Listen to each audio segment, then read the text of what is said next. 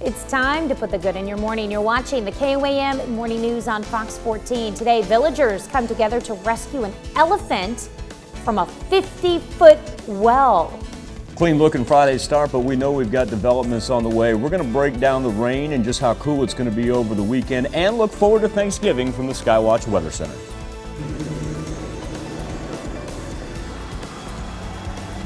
This morning we are frying a turkey ahead of Thanksgiving Day. You're watching the KOAM Morning News on Fox 14. We're starting right now.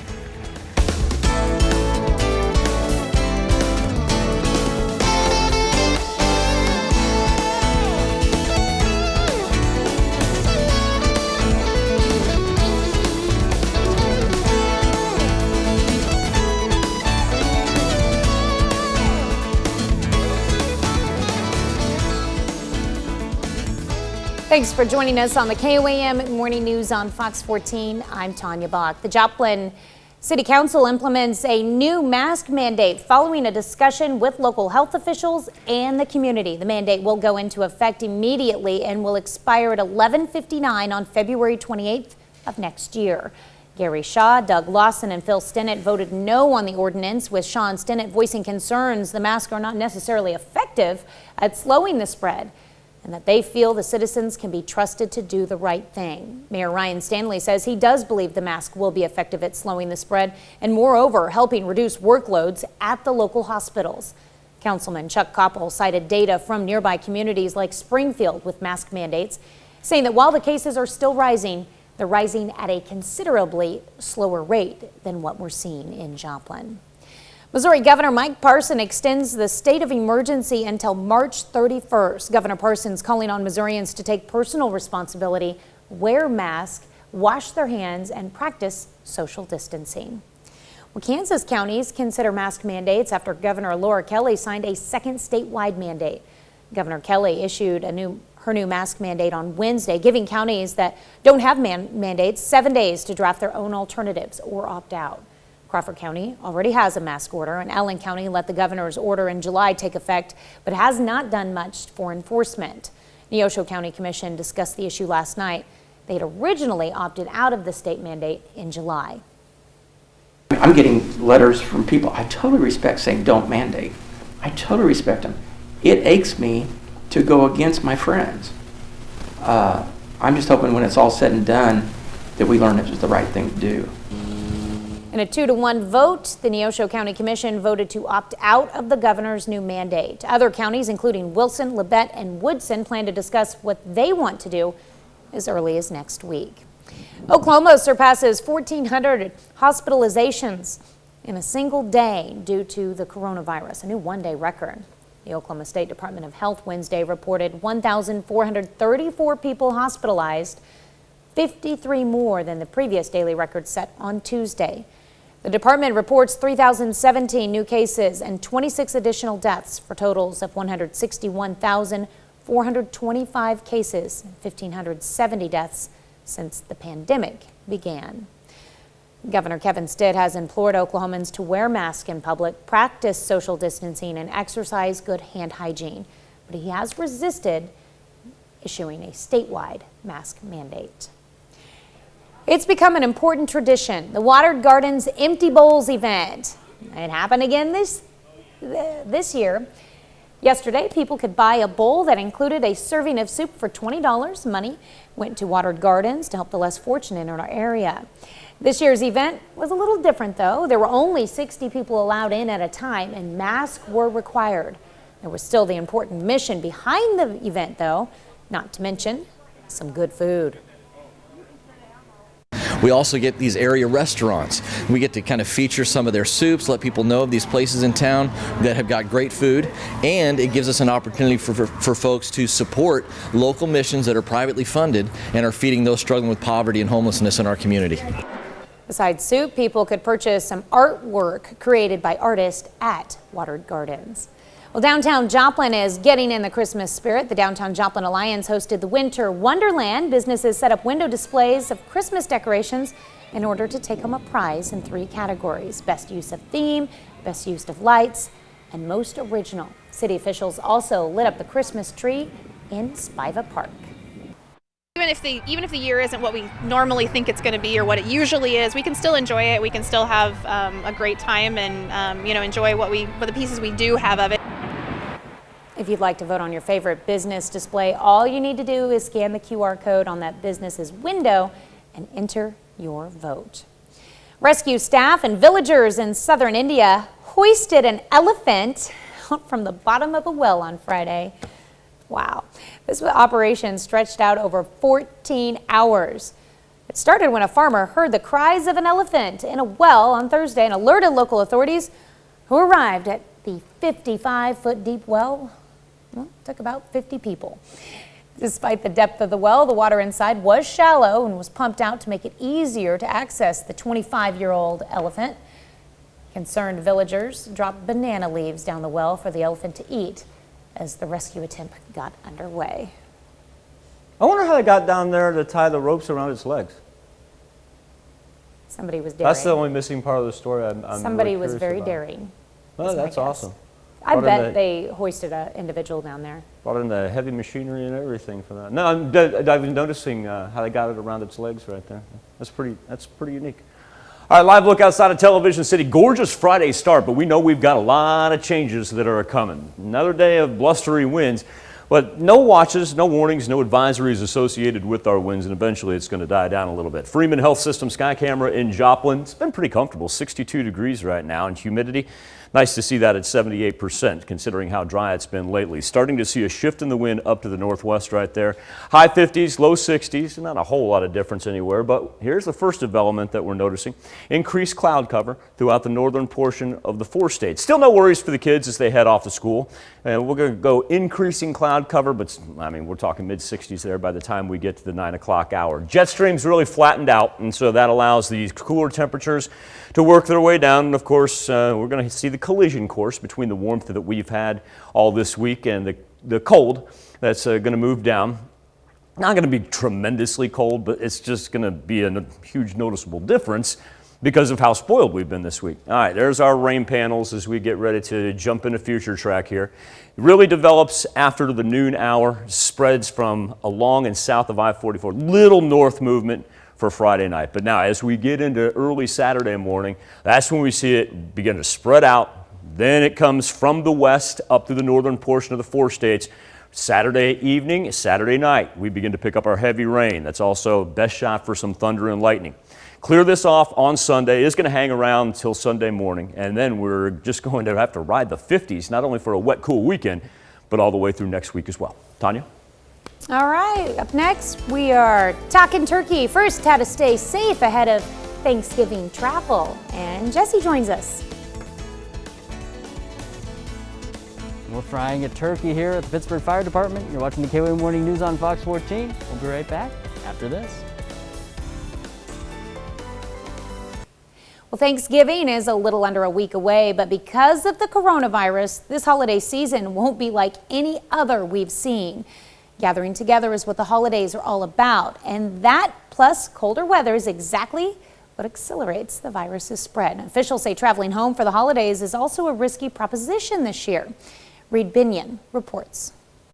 Next week, Americans will celebrate Thanksgiving, which normally sees some of the busiest travel days of the year. But this year, with the pandemic worsening, officials are warning against traveling for the holiday. The CDC posting updated guidelines for safe celebration and officially recommending that Americans not travel. For those who do or who choose to gather together, local and state leaders like South Carolina Governor Henry McMaster are urging caution and testing. We have to be careful. We have to be smart. I'm asking that you do something very important, something that could save lives at Thanksgiving, and that is get tested before turkey. As far as family gatherings, the nation's top infectious disease expert, Dr. Anthony Fauci, says the decision should be based on each family's unique circumstances. Take a look at your family and you say, do I have a person there who's an elderly person, a person with an underlying medical condition? Do I want to take that risk right now? Dr. Fauci emphasizing the importance of remaining vigilant as we await coronavirus vaccines. Vaccines are close by. They're coming. Pretty soon, we're going to get a heck of a lot of help from a very efficacious vaccine. 2 vaccines. One of those vaccines, developed by drug giant Pfizer and German company BioNTech, will be submitted to the FDA Friday as the companies request emergency use authorization. I'm Reed Binion reporting. Biotechnology company Moderna is expected to apply for emergency use authorization for its vaccine in the coming weeks. Well, Time unveiled the cover of its annual list of the 100 best inventions of the year. Now, among the 2020 list, artificial intelligence powered beehive, a running shoe made almost entirely from natural materials, including eucalyptus, merino wool, castor bean oil, and sugarcane, and new technology based on the general material called mRNA that led to the development of coronavirus vaccines in record time. All right, I expected that to be on there. Double issue goes on sale Friday. Depending on what we see from Moderna and Pfizer, it's going to hard to not be looking back here in a couple years and not picking mRNA out of that. Mm-hmm. It's going to be really hard. What was that about a beehive? An AI beehive. Ooh. Well, bees are important. Yes, they are. Yeah. All right, Tanya, we just missed a record yesterday. Joplin Regional Airport got up to 74 degrees. If we had gotten to 75 on November the 19th, would have tied the record from 1950. November 20th, the record, also 75, just dates back to 2007. Not going to quite make it there today. Still going to be abnormally warm, but not up into the 70s. Freeman Health System sky camera in Joplin, been at 62 degrees pretty much all morning long. Even with that wind coming in at 14 miles per hour, we're not getting a high wind gust. The humidity sitting at 78%. We're able to avoid red flag warnings, wind advisories, anything like that. Starting to see a little cooler temperatures up to the northwest, but everybody for the most part being high 50s like in Miami and low 60s as in Carthage. Now, development of some cloud cover up to the northern portion of the 4 states. No precipitation as of yet. Not going to be one of those things that's going to exactly roll in on us, almost going to form about right over us here. But we've got really until the lunch hour. Kids won't have any trouble getting to school. I don't throw an umbrella in there for them coming back, especially if they live central, southern portion of the area. Jet stream continues to sag down to the southeast. You know, earlier we had the big ridge up here a couple days ago, and then it slowly moved to the Great Lakes, and now not only did it severely flatten out, but really sank to the south as well. It's been a long time since we had any arrows running right through us. Still going to make it up into the high 60s later on today, so let's talk rain. Like I said, our original development going to be central to the east along 44, spread to the south throughout Friday night. Now, everybody up to the north, don't worry, you're going to get some as well. As we get into Saturday morning, then we see an additional band roll through. And heavy rain every now and then. We'll be looking at an 1.25 inches, 1.5 inches of rain before it's said and done. Saturday night, going to be our best shot for some thunder and lightning. Really does want to blow up there through central Missouri. We avoid anything on the severe thunderstorm risk map. Back end of it, 50s, chilly weekend, wet weekend. Temperatures maintain all the way through the middle of the week. That's pretty seasonable right there for this time of November. And hopefully we can get rid of everything for those of you that are going to do something outside on Thursday. Not going to be too bad, about 59, 60 degrees. Be back with more KOAM Morning News on Fox 14 right after this. Something to talk about on the KOAM News Now Facebook this morning, as well as our Insta poll. Thanksgiving travel plans with a tremendous amount of people canceling or just postponing. Guy Hansen, he is not on board with the idea of staying at home. He says, we shall not comply. Earl Haas, he says, hope the proud travelers will be too proud not to clutter up our hospitals if they become ill. Will Patriots goes with the I will not comply as well. And Alan Huckey says, you can't be so afraid of COVID that you stop living. We will be doing Thanksgiving as normal. On the KOAM News Now Insta poll this morning, 77% of you say no. You do not plan on traveling this Thanksgiving. You've got time to make your voice heard. Go to KOAMnewsnow.com/vote. Now it's time to check in with our own Jesse Irwin live in Pittsburgh doing a little turkey frying. Jesse?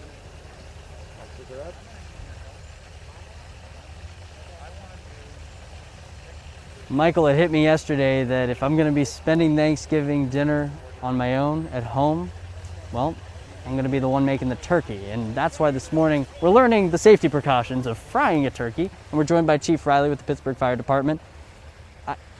This is the scary part, right? Is when you take it out, or is the scary part when you put it in? I mean, it doesn't have to be scary if you do it right. If you do it right, if you follow the directions, it's a very safe operation. Okay. But if you don't follow the directions, putting it in, taking it out, anything that you do around here, and remember, you got a pot full of boiling oil. Right. So there's some dangers associated with that. Yeah. And the first thing, if we look at, we're set up here on the concrete. This is a nice, firm, solid surface.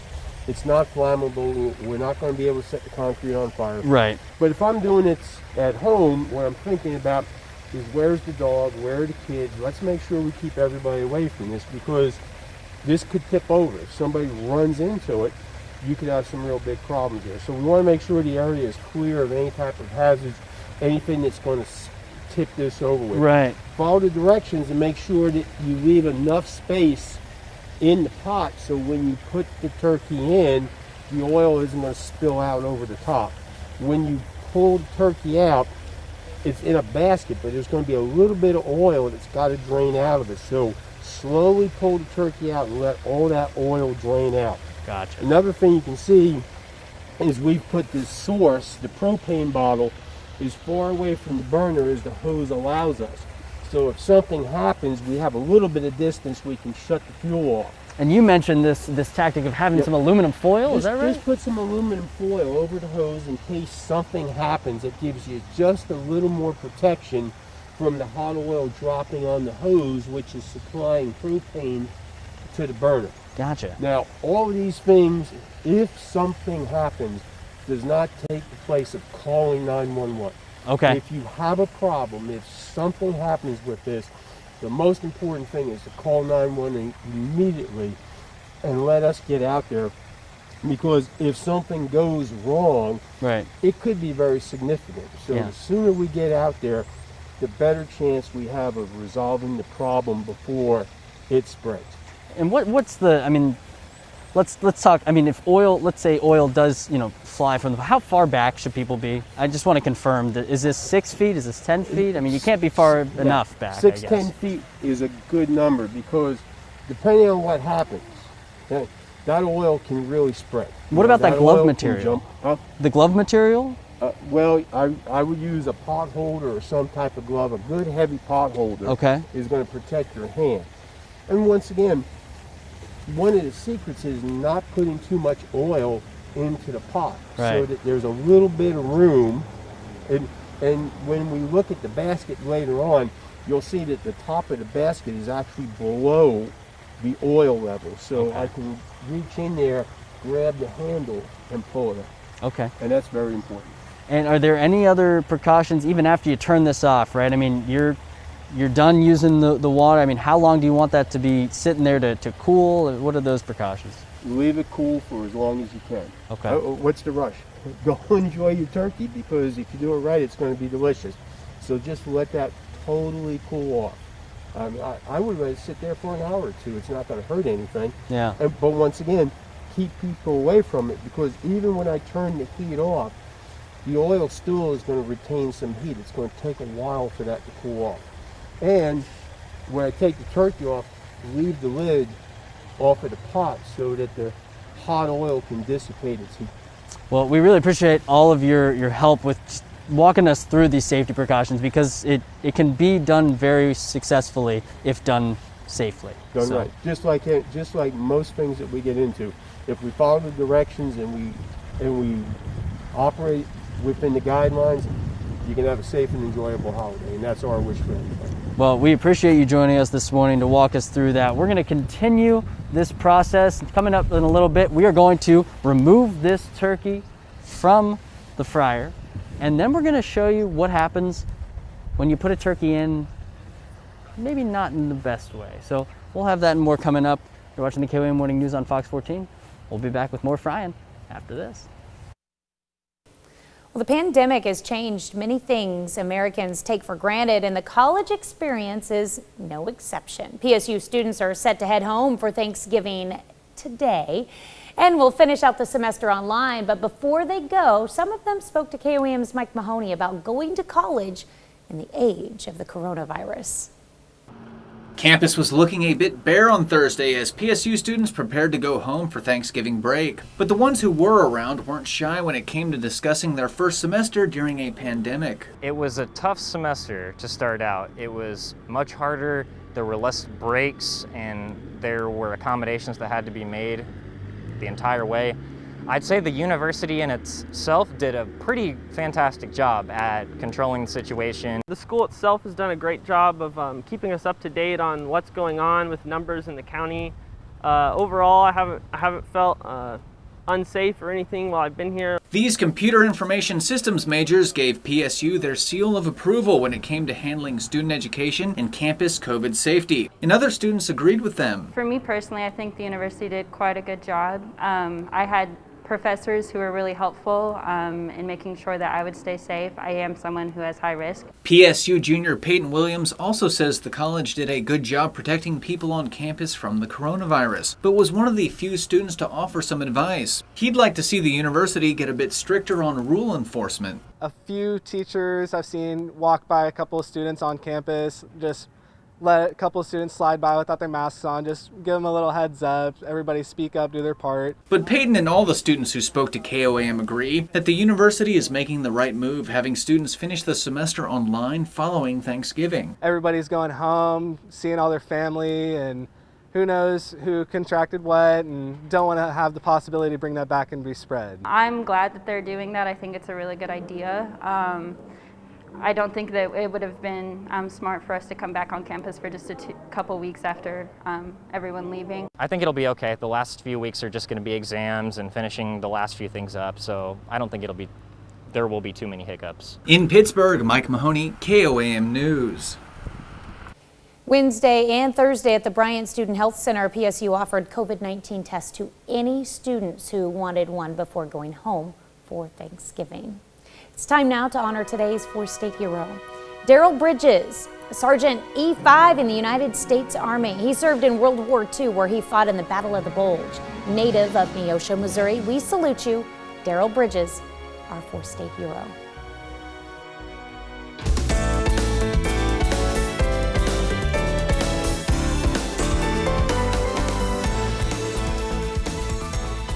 Welcome back to the KOAM Morning News on Fox 14. It's currently 7:31. Let's take a look at today's top stories. The Joplin City Council implements a new mask mandate following a discussion with local health officials and the community. The mandate goes into effect immediately and will expire at 11:59 on February 28th of next year. Gary Shaw, Doug Lawson, and Phil Stennett voted no on the ordinance, with Shaw and Stennett voicing concerns that the masks are not necessarily effective at slowing the spread, that they feel citizens can be trusted to do the right thing. Mayor Ryan Stanley says he does believe masks will be effective at slowing the spread and, moreover, helping reduce workloads at the local hospitals. Councilman Chuck Koppel cited data from nearby communities like Springfield with mask mandates, saying that while the cases are still rising, they're rising at a considerably slower rate than what we're seeing in Joplin. Kansas counties consider mask mandates after Governor Laura Kelly signed a second statewide mandate. Governor Kelly issued a new mask mandate on Wednesday, giving counties that don't have mandates 7 days to draft their own alternatives or opt out.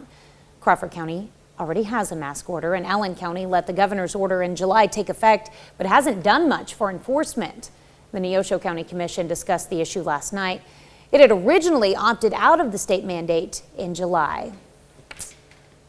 All right, so our wind is gone, and now we're ready for a different kind of change in the weather. Yeah, going to get a little rain, some cooler temperatures headed into the weekend. Live look outside of Television City. Still got it coming in from the south at a pretty good clip. Been able to avoid any wind advisories or red flag warnings, so that's a good thing. Reason being, our humidity sits at a very comfortable 78%. 62 degrees from the Freeman Health System sky camera right now, ranging from the mid-50s up where it's a little cooler in the northwestern portion of southeast Kansas compared to low 60s throughout southwest Missouri. Cloud cover is building slowly but surely, but dry until the noon hour. So the kids aren't going to have any trouble getting to school, just maybe a little rainy on them on the way back. Big change in the jet stream is how far south it's sunk right now, and we lost that ridge that was providing us with the warmer temperatures last couple of days. Still not too bad though, as we'll make it into the high 60s before the rain begins to develop, and pretty static temperature-wise throughout the course of the afternoon.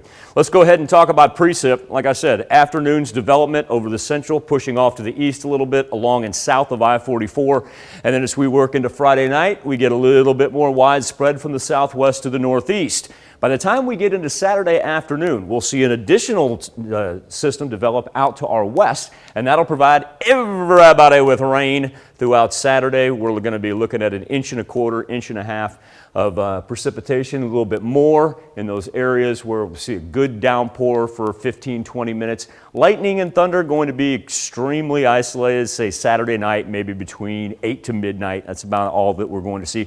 And not looking at anything severe. We're in much need of the rain. Let's talk temperatures, because not only are we going to be in the 50s all the way through next week, overnight lows dropping into the 40s and 30s. Hopefully, keep that Thanksgiving a little dry, and that's pretty seasonable temps. Can't complain about that. Be back with more KOAM Morning News on Fox 14 right after this. This morning on the KOAM News Now Facebook page in our morning Insta poll, it's your Thanksgiving plans and whether or not you are on the road next week. Marla Oberzon says only traveling to work. She's an essential healthcare worker. Marla, thank you for your work on the front lines, and stay safe.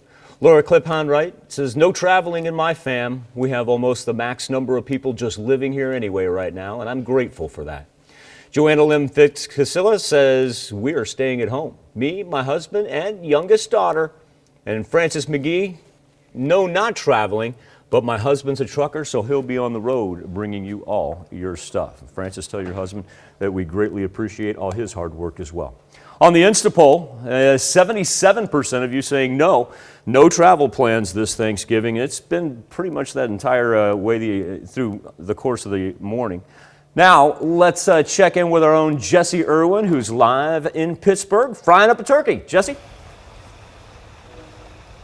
Indeed we are, Michael. We are here at the Pittsburgh Fire Department, where we are safely and properly frying a turkey ahead of Thanksgiving Day. And we are joined this morning by Chef Anthony Fisher, who is a pro when it comes to this. That's why we asked you to be here, because you're going to show us, you've shown us how to put it in, but what is the removal process like? Can you walk us through it as safely as possible? We're going to want to make sure that you don't get anywhere near your hose. You want to stay on the opposite side of your hose while you're removing it. You want to put a nice sheet pan down so that you can take it straight out and put it onto the sheet pan. Okay. Okay. So, let it drain. Something Chief Riley really harped on was the fact that you want to let it drain as much as possible, because if any of that oil spills out into the fire, then you're sort of asking for trouble. So how long do you usually look to hold it for? I'm watching the drips right along the side. That's probably the best way to do it. Because of the way I loaded the turkey, it leans over to the side, so I can see how it's dripping. Mm-hmm. And then I can also lay it against the side of it like so, until the drips are kind of sporadic. And it's like watching microwave popcorn. Right. So just to confirm, this is a 7.75 pound turkey. We had it in for 28 minutes. At what temperature? 350 degrees. And what was that formula? It was 7.75 times 3.5 minutes per pound? Correct. Got it. All right, onto our sheet tray. Lid back onto our pot.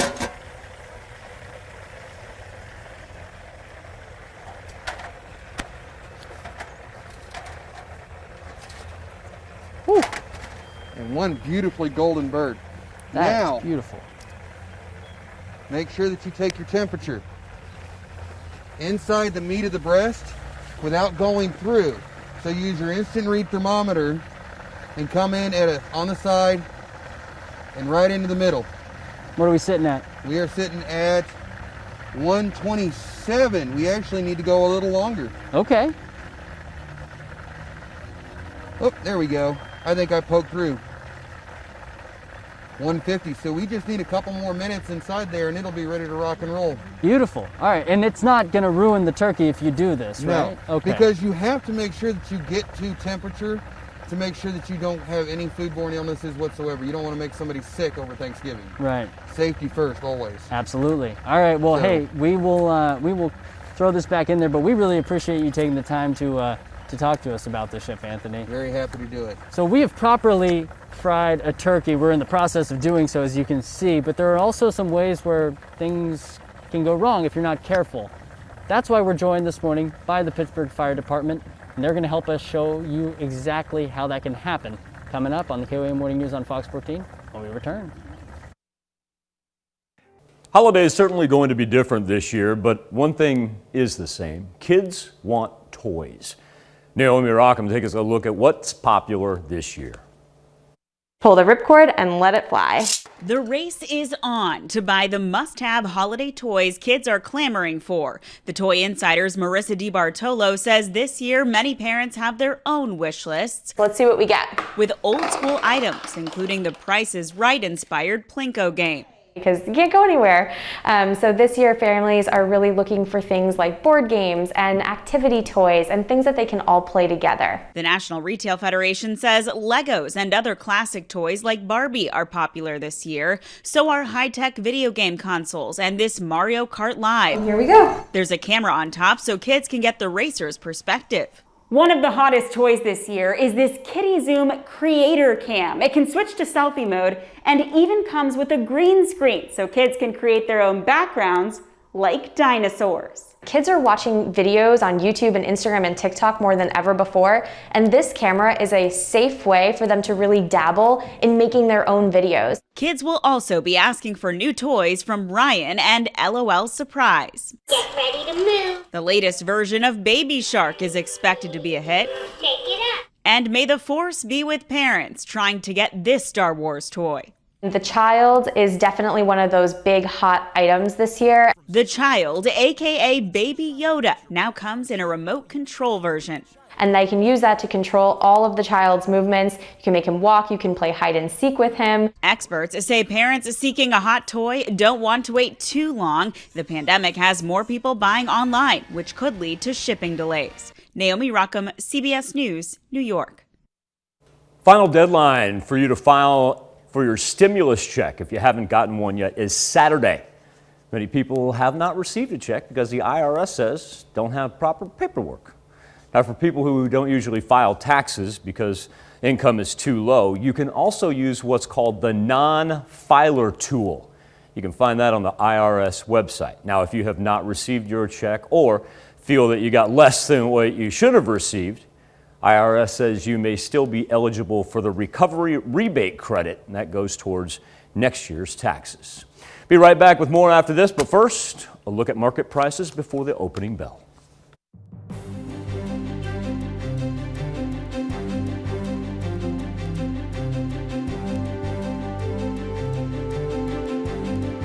All right, here we go. I'd come back a little bit. Just because it's... All right, well, welcome back to the KOAM Morning News on Fox 14. This morning we've been frying turkey and showing you how it's done properly. We're joined by Chief Riley and his team because while there are ways that you can do this successfully, right, there are safety precautions to take, there are also moments where things can go wrong. Certainly. And what is the importance of people understanding this and seeing it firsthand? Well, I think people just have a real awareness of the problems, and hopefully it will drive them to check the websites, read the directions, and do everything properly. What you're going to see this morning is the hot oil, which is about 350 degrees, is going to react with the ice crystals on the turkey. And when you take ice and put it, and you immediately raise it to 350 degrees, you have a violent reaction. And this is why you should never put a frozen turkey into a fryer. All right, well, this is live TV at its best. We'll see what happens. All right, well, hey, you guys, whenever you're ready, we're going to take about 9,000 steps back and go for it.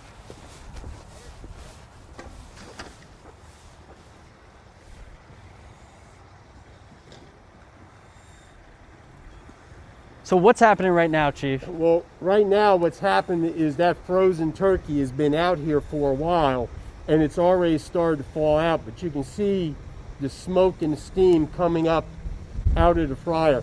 A lot of times when you have the violent reactions, it's because people have put the frozen turkey into the fryer and there's too much oil in there.